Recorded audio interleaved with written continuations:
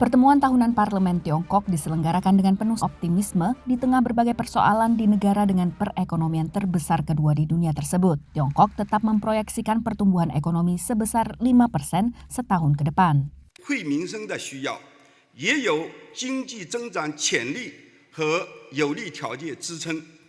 Pertemuan kali ini dibayangi tarif baru dari pemerintah Amerika Serikat di bawah Donald Trump. 美国应该复盘一下，你们从这些年的关税战、贸易战中得到了什么？ Dalam pidato kenegaraannya di depan Kongres Amerika, Trump menegaskan kembali perlunya memberlakukan tarif kepada negara yang dituduh melakukan praktik dagang tak adil terhadap AS. Other countries have used tariffs against us for decades, and now it's our turn to start using them against those other countries. Seperti saat masa jabatan pertamanya dulu, sasaran tarif terbesar dari pemerintah Trump adalah Tiongkok. Sejak menjabat, Trump telah 2 kali menetapkan tarif ke Tiongkok. Tarif pertama sebesar 10% aktif pada 4 Februari lalu, kemudian tambahan 10% pada 4 Maret. Pada kampanye Pilpres 2024, Trump sebut ia akan terapkan tarif 60% ke Tiongkok. Tiongkok akhirnya merealisasi ancaman tarif balasan diawali dengan tarif atas produk pertanian AS. Tapi menurut analis, tarif balasan ini relatif lunak. Whereas Trump's tariffs were across the board, the People's Republic of China's were much more selective and directed at specific industries and activities, specific products. Guna bertahan melawan tarif, Tiongkok mencoba mendongkrak konsumsi domestik, tapi upaya ini menghadapi beberapa kendala.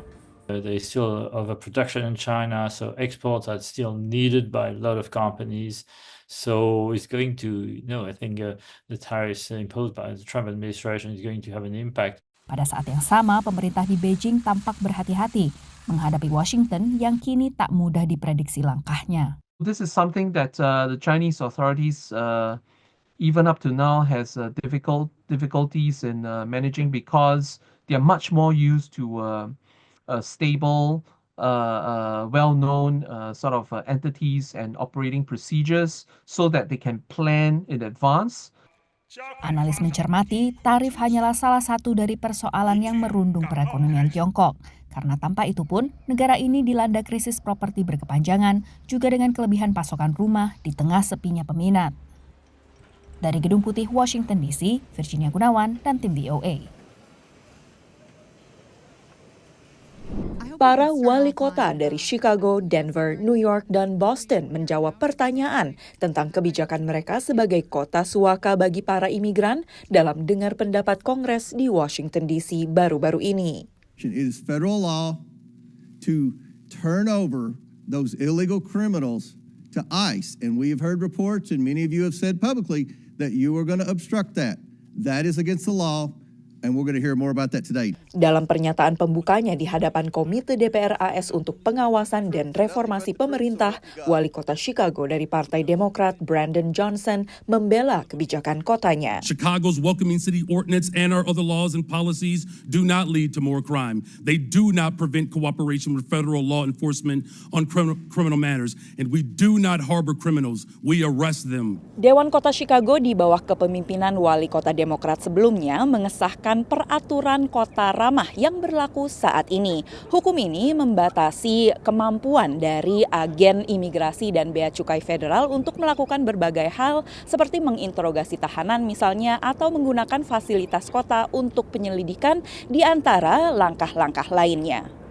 Negara bagian Illinois, tempat Chicago berlokasi, memberlakukan undang-undang serupa pada tahun 2017 dengan dukungan bipartisan.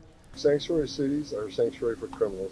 Tom Homan adalah pejabat Gedung Putih yang bertanggung jawab atas upaya penegakan imigrasi pemerintah federal. I want local police to do what they can to assist arresting and removing public safety threats from the community.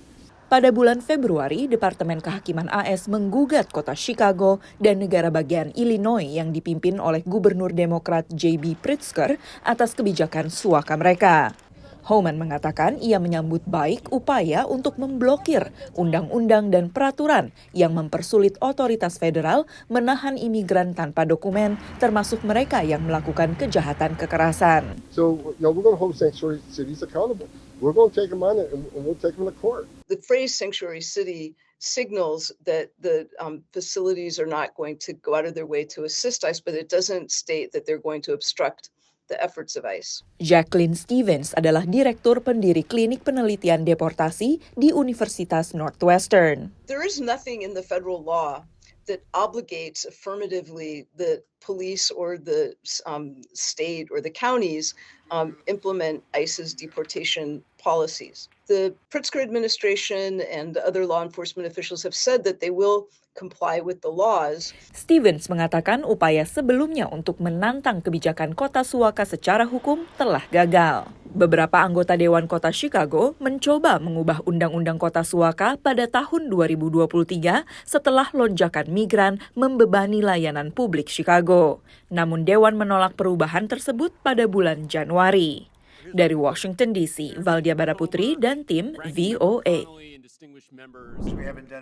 Presiden Donald Trump pada awal Maret mengonfirmasi bahwa pemerintahannya berbicara langsung dengan Hamas. We are having discussions with Hamas. We are helping Israel in those discussions because we're talking about Israeli hostages. And we're not doing anything in terms of Hamas. We're not giving cash. In fact, I got 59 hostages out, and we gave nothing. In 59, we gave nothing. Sebelumnya, Presiden Trump mengeluarkan ancaman yang sangat keras terhadap Hamas agar segera membebaskan seluruh sandera. Namun kepada CNN, utusan Gedung Putih urusan sandera mengatakan perundingan dengan Hamas sangat membantu. I think something could come together within weeks. I will say that I believe there is enough there to make a deal between what Hamas wants and what they've accepted. And what Israel wants, and it's accepted. And I think I think there is a deal where they can get all of the prisoners out, not just the Americans. Langkah pemerintahan Trump mengejutkan banyak pihak karena kebijakan lama Amerika Serikat adalah untuk tidak berunding dengan teroris. Dan Hamas oleh Departemen Luar Negeri Amerika Serikat dikategorikan sebagai organisasi teroris. Is negotiating with terrorism rewarding terrorism? Do you take that absolute principled position that you don't deal with them? Even if it means that the hostages or the whatever you're trying to help get killed or something happens. It's always been a trade-off. Selama perang Israel-Hamas, Amerika Serikat sebelumnya hanya berhubungan dengan Israel dan dengan sekutu-sekutu lain di kawasan, termasuk Arab Saudi, Mesir, dan Yordania. Apapun pesan kepada Hamas disampaikan ke Qatar yang menjadi perantara.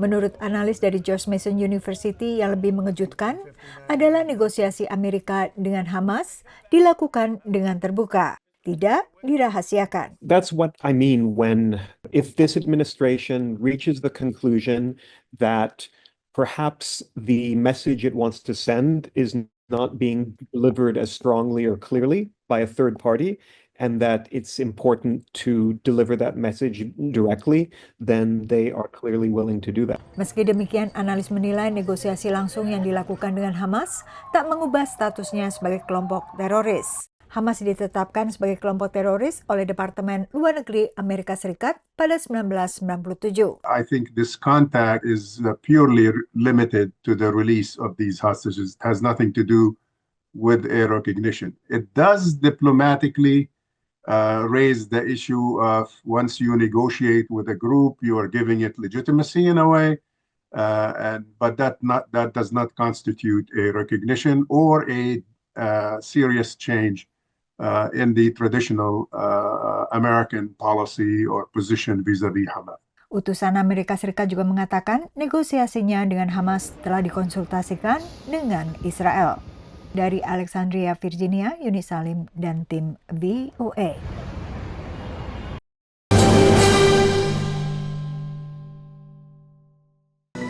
Ayo komunikasikan bisnis, event, atau pengumuman Anda di Koran Jawa Pos Radar Bali. Kontak WA 0877 5087 5999 atau email grafisiklan.radarbali@gmail.com. Jawa Pos Radar Bali, lugas dan tuntas.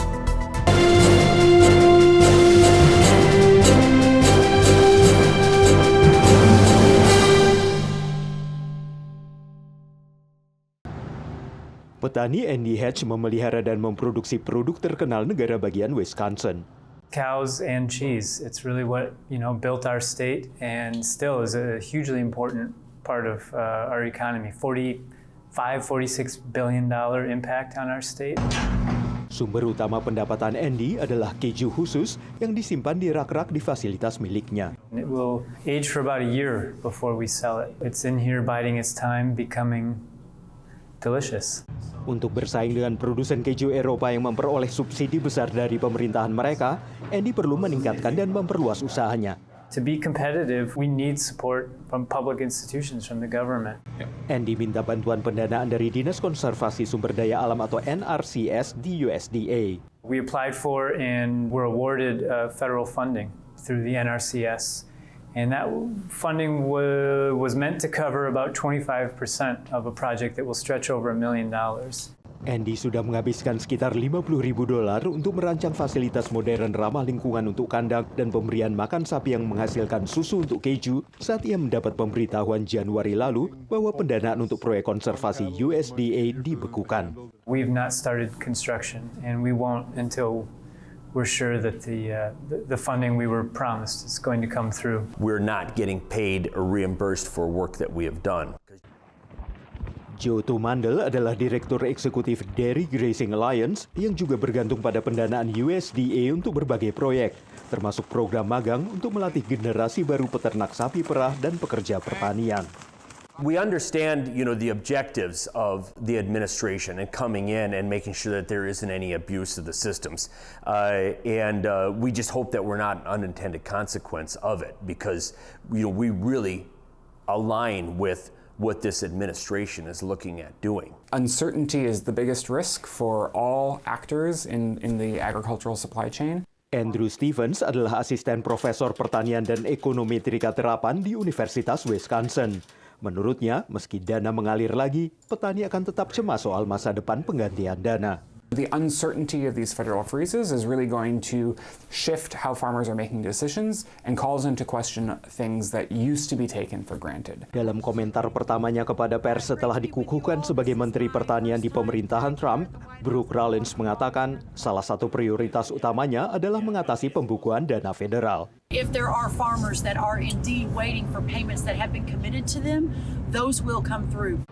Terlepas dari adanya penundaan pendanaan, USDA memproyeksikan pendapatan bersih pertanian Amerika Serikat pada tahun 2025 ini secara keseluruhan akan meningkat sekitar 30% dibanding tahun lalu. Dari Washington DC, saya Helmi Yohanes dan tim VOA. Lewat akunnya di media sosial Truth Social, Presiden Donald Trump mengatakan telah memerintahkan Departemen Keuangan Amerika Serikat untuk mengakhiri pembuatan uang kepingan 1 sen, yang dikenal di Amerika sebagai penny. Alasannya untuk efisiensi anggaran. The cost of producing the penny itself is about 3.9 cents or just about 4 cents, which means that for every penny that the United States government prints, we're actually losing money. So it's a net cost to the federal government. This is what President Trump wants to eliminate. He wants to implement cost savings to the government by eliminating the penny from circulation. Akibat inflasi, nilai 1 sen menjadi semakin tak bermakna. Selain itu, pola belanja warga terus bergeser. We rely less and less on cash as now we're moving to a cashless society. People use credit cards and debit cards and so on. So the penny is actually not being used as much because we've moved away from cash. So it doesn't make as much sense to keep the penny around if it's not really serving a function. Proposal mengakhiri pembuatan uang logam 1 sen menuai beragam respons. Ada yang setuju karena jarang menggunakan pecahan 1 sen, ada juga yang keberatan. It's not necessary we need a change for work. Quarters and pennies, everything. Since there are tax we have to include, most of the price usually winds up with let's say 106 or 107, and then we have to deal with the pennies. Ada kekhawatiran penghilangan uang pecahan 1 sen bisa memperparah inflasi. There's many prices that are listed out there that are $1.99 or end with 99 cents. These prices will now be rounded up to the nearest dollar, which means that most customers will end up paying 1 penny more than they were before, which in effect raises prices for consumers. prices are hardly ever rounded down. Pengamat juga mencermati bakal ada dampak lain. Another interesting cost is that this increases the demand for the nickel. And the nickel actually costs a lot more to produce than the penny. It's almost 14 cents per nickel produced. So as we increase our reliance on nickels, because they're going to be the smallest unit, it actually is going to increase costs for the government. So it's really not clear how much cost savings the government will realize by eliminating the penny.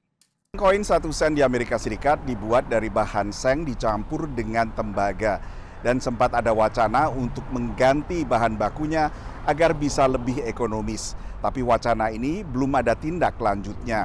Sementara itu Amerika Serikat bisa belajar dari pengalaman negara-negara lain yang telah lebih dulu menghilangkan uang pecahan 1 sennya, termasuk Australia, Kanada, dan juga Selandia Baru. Dari Washington DC, saya Nova Purwadi dan tim VOA. Inflasi di Amerika Serikat kembali meningkat ke kisaran 3%. Tapi sejumlah pendukung Presiden Donald Trump tetap yakin pemerintahnya bakal mengendalikan kenaikan harga.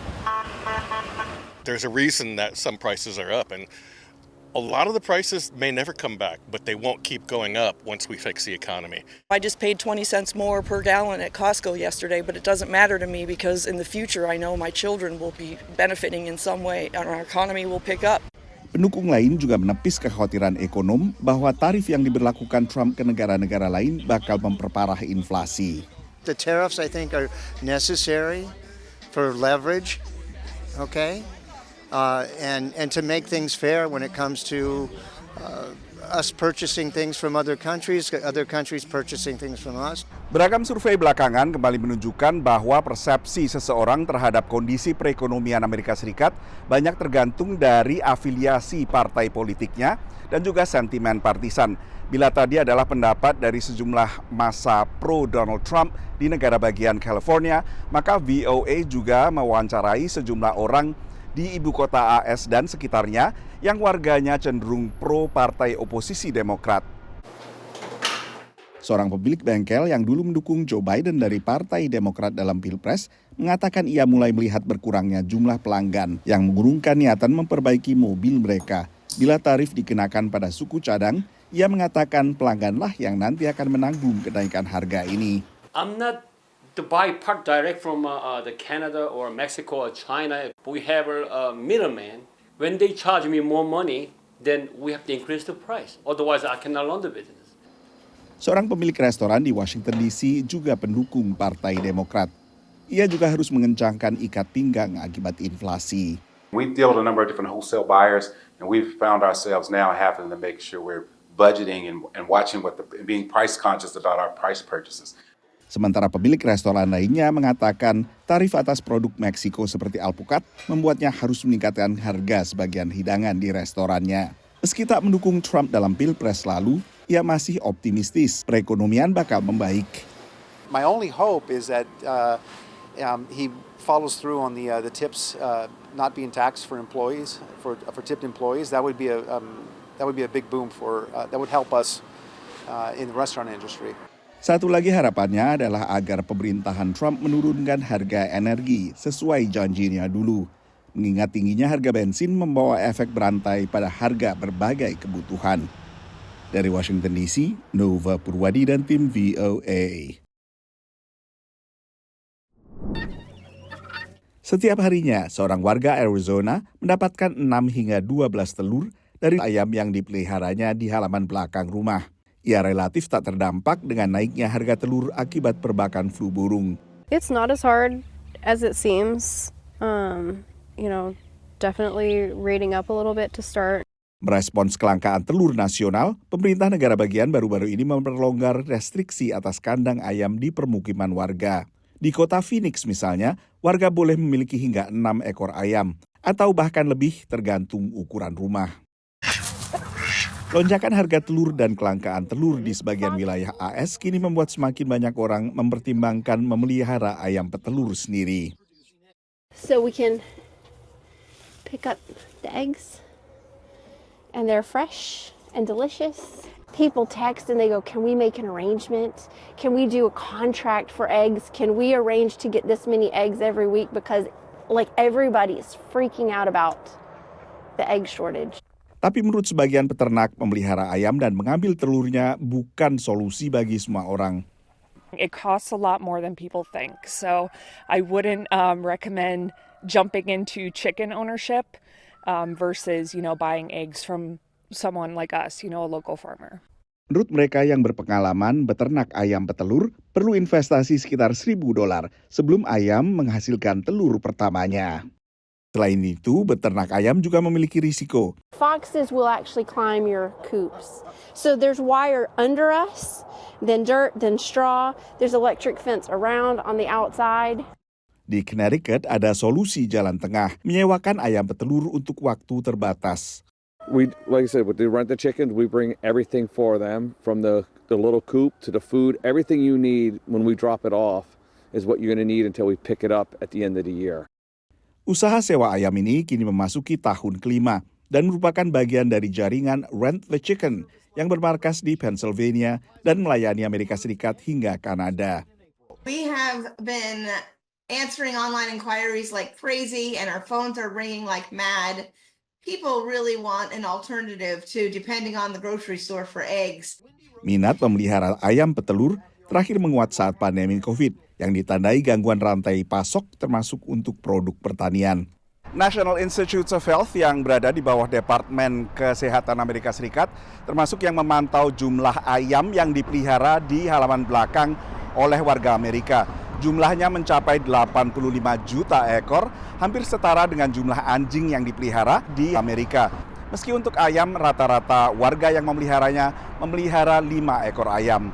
Dari Washington DC, saya Nova Purwadi dan tim VOA.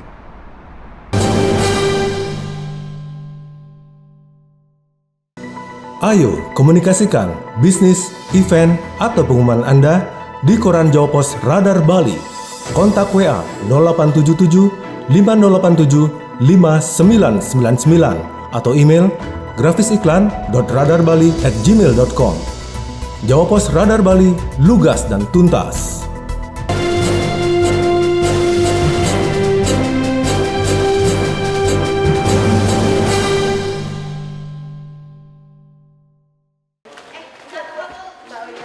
Siang ini relawan yang kebanyakan adalah anak dan remaja diaspora Indonesia menyiapkan kantong-kantong berisi produk Indonesia untuk dibagikan ke warga di sekitar Masjid At-Thohir. So inside the bag there are pack of dates and pinto beans. So each household gets a bag and some chocolate biscuits.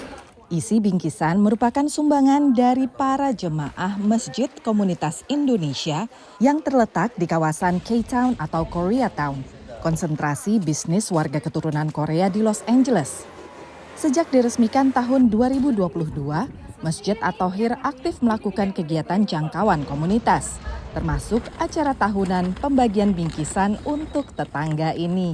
Tujuannya adalah untuk menjalin silaturahmi dengan tetangga-tetangga masjid kita, karena bagaimana kehadiran masjid kita ini kan mengganggu mereka lah ya, parkirnya jadi lebih sulit dan seterusnya. Jadi kita tidak ingin ada hal-hal yang membuat mereka tidak menyukai kita gitu, karena memang ada kejadian ya di masjid yang tidak jauh dari tempat kita ini, tetangga-tetangganya merasa terganggu karena parkirannya penuh terus ya. Mereka mengajukan petisi kepada City kalau parkir di sini harus pakai permit. Nah, kalau itu terjadi dengan masjid kita yang nggak punya parkiran, itu kan menjadi sangat fatal untuk kegiatan-kegiatan masjid kita. Relawan dibagi ke beberapa kelompok agar pembagian lebih efektif. Para remaja ini ditemani beberapa relawan dewasa dan guru kelas pengajian mingguan untuk anak dan remaja yang berlangsung setiap Sabtu di At-Thohir. Alhamdulillah remaja-remaja muslim di sini, karena mereka sering dibawa oleh orang tuanya untuk berkegiatan di sini. Mereka aktif sekali. Mereka sudah berkegiatan sejak dari SD. Jadi ketika mereka sekarang sudah di high school, di SMA, mereka tetap datang ke sini dan berkontribusi. Kita bilang kepada anak-anak bahwa mereka sebenarnya adalah ambasador. Mereka adalah muslim-muslim yang tampil untuk komunitas terutama di Los Angeles. You're welcome. Thank you so much. Thank you. Have a good day. Dan juga supaya anak-anak ini tetap bangga sebagai menjadi orang Muslim. I think it's great that they're helping out the community, even though it's, we're all kind of in our own culture and religion. I'm glad that they're helping us out as much. Cuma juga ada yang, saya udah happy dengan agama saya nggak menjadi Muslim gitu. Makanya ditaruh di bag itu ada surat dalam bahasa Inggris dan bahasa Spanyol itu kita tidak mengajak apapun mereka untuk, bukan dakwah lah pada prinsipnya. Jadi hanya kita memperkenalkan siapa kita dan terima kasih kepada mereka supaya maklum kalau kita nanti Ramadan lebih sibuk. Selama bulan Ramadan memang banyak sekali kegiatan yang biasa dilakukan. Misalnya seperti buka puasa bersama tentunya atau juga sholat tarawih dan pengajian. Tapi ada satu hal lagi yang cukup unik. Ini adalah kurma pemberian dari Masjid Reseda Islamic Center yang tidak jauh dari sini. Ini merupakan bukti ukhuwah Islamiyah atau ikatan antar komunitas muslim di Los Angeles. Jadi kalau masjid-masjid di sini nih saling kirim-kirim. Terlebih karena tidak sedikit komunitas muslim di Los Angeles terdampak kebakaran hebat Januari lalu. Meski begitu, kegiatan Ramadan di At-Thohir tetap berjalan. Selain dibawakan dalam bahasa Indonesia, berbagai kegiatan Ramadan di Masjid At-Thohir juga berlangsung dalam bahasa Inggris untuk mengakomodasi jemaah yang terdiri dari berbagai bangsa di salah satu kota paling majemuk di Amerika Serikat ini. Dari Los Angeles, California, Aryatna Budianto, Dania Iman, dan Irfan Ihsan, VOA. Taruh 2, Bang.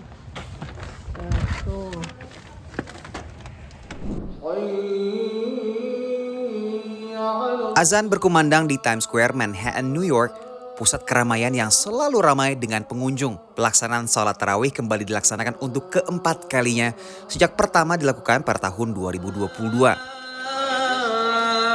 Azan diperdengarkan dari pengeras suara sejak waktu berbuka puasa, dilanjutkan dengan pembagian makanan berbuka. Ratusan jemaah dari mancanegara mengikuti pelaksanaan salat maghrib, isya, hingga tarawih. Ini yang kali pertama. Kali pertama. Oh, very, mind blowing. Membangkitkan rasa semangat Ramadan tu. I'm doing Facebook live and share it with my brothers in Malaysia. Pelaksanaan salat tarawih dilaksanakan di kawasan Times Square, New York City satu kali setiap tahunnya. Dan di belakang saya ini adalah syaf untuk para pria dan di sebelah sana adalah lokasi untuk jemaah para perempuan. Dan dilaksanakan dari jam buka puasa untuk sholat maghrib, lanjut sholat isya, dan juga dengan pelaksanaan sholat tarawih. Yang menariknya, makin malam makin ramai meskipun cuaca ekstrim dingin sekali, yakni hingga minus 2 derajat Celcius. Pelaksanaan tarawih di jantung kota New York ini kerap tarik perhatian pelancong dan warga setempat. Dikelilingi ratusan videotron berbagai iklan, tak jarang ibadah ini juga dikritik karena lokasinya yang dianggap tak suci untuk sholat. At first I was a little bit skeptical when I heard about this because I thought it's a bit of a haram place fundamentally, but then I thought about it and it's like it can be good to bring some halal energy to this part of the city. Tokoh Islam New York asal Indonesia, Samsi Ali, menyampaikan maksud baik dari misi pelaksanaan ibadah ini. Sebagai orang yang belajar agama Islam, saya tidak pernah melihat ada yang melanggar secara syariah untuk sholat tarawih di Times Square. Karena ini sangat penting sekali. Ada yang ingin kita sampaikan kepada saudara-saudara semanusia di kota New York bahwa we exist. Kita di sini hadir. Kebebasan pelaksanaan ibadah di muka publik dijamin oleh pemerintah kota New York melalui perolehan izin penyelenggaraan kegiatan ibadah publik untuk manfaat komunitas untuk satu hari dan di satu lokasi. Dari kota New York, Randy Wucaksana dan Naratama, VOA. Ramadan tahun ini menjadi yang pertama bagi komunitas Muslim di Altadena, California, tanpa dipusatkannya kegiatan di masjid mereka, Masjid Al-Taqwa. Masjid ini terbakar habis akibat kebakaran yang melanda Altadena dan wilayah sekitar Los Angeles lainnya pada awal Januari. Ramadan has come to our minds It is in a couple of weeks. And we've definitely thought of where we will be spending it because Masjid Al-Taqwa is no longer, right? But the people are there. People are there, the community is there. Menjelang Ramadan, jemaah Masjid Al-Taqwa berkumpul dan beribadah di ruang serbaguna Sekolah Islam New Horizon di Pasadena, kota yang tak jauh dari Altadena. Farzana adalah salah satu jemaah yang rumahnya terbakar habis saat Karhutla. I just grabbed some essentials of the kids for the night, and I'm wearing my home clothes, and he's wearing his home clothes, and we're like, well, we're just gonna go to his parents. We'll spend the night watching the news anyways. We don't need anything. We'll be back in the morning, And we turn, and that's when we realize that our house is gone because our neighbor's house is gone, our house is gone. I go completely ballistic. I'm just. Those moments were just like, I was, obviously he's very hysteric. Meski tak lagi memiliki masjid fisik, Farzana tetap bersyukur. I absolutely love our communal sense, the support, the spiritual support, the emotional support, the mental support. Masjid Al-Taqwa sendiri sebelumnya telah berdiri lebih dari 40 tahun dan melayani umat Islam di kawasan Altadena dan Pasadena. Penggalangan dana untuk pembangunan kembali masjid diluncurkan di situs urun dana Muslim Launch Good. Dan memasuki Ramadan, target penggalangan $1 juta telah hampir tercapai. Kebakaran Altadena pada Januari lalu merupakan kebakaran dengan tingkat kerusakan terparah terbesar kedua dalam sejarah modern California setelah kebakaran Camp Fire pada tahun 2018. Lebih dari 9.000 bangunan terbakar, termasuk rumah, fasilitas umum, dan juga tempat peribadatan. Sementara itu, Masjid At-Thohir adalah masjid milik komunitas Muslim Indonesia di kota Los Angeles. Sejumlah jemaah rumahnya juga terdampak karhutla. Ya, betul. Ada beberapa. Ada 2 yang Muslim WNI dan juga ada 1 yang Muslim tapi non WNI. Kebetulan teman saya, teman dekatnya. Yang apa itu? Aslinya orang Itali, tapi Itali American, mualaf. Kegiatan bulan suci Ramadan di Masjid At-Thohir berlangsung seperti tahun-tahun sebelumnya. Tapi masjid ini juga menggalang dana tak hanya bagi jemaah yang terdampak, tapi juga warga lokal secara umum. Alhamdulillah dari Masjid At-Thohir kami ada penggalangan dana, kontribusi dari masyarakat lewat grup WA. Pengurus dan jemaah Masjid At-Thohir juga aktif terlibat penggalangan bantuan pasca karhutla yang dikoordinasikan lewat organisasi amal Islamic Relief. Dan ditujukan tak hanya bagi komunitas Muslim, tapi juga warga Altadena dan wilayah lainnya di Los Angeles County yang terdampak. Dari Los Angeles, California, Aryatno Budianto, Dania Iman, Irfan Ihsan, dan tim VOA.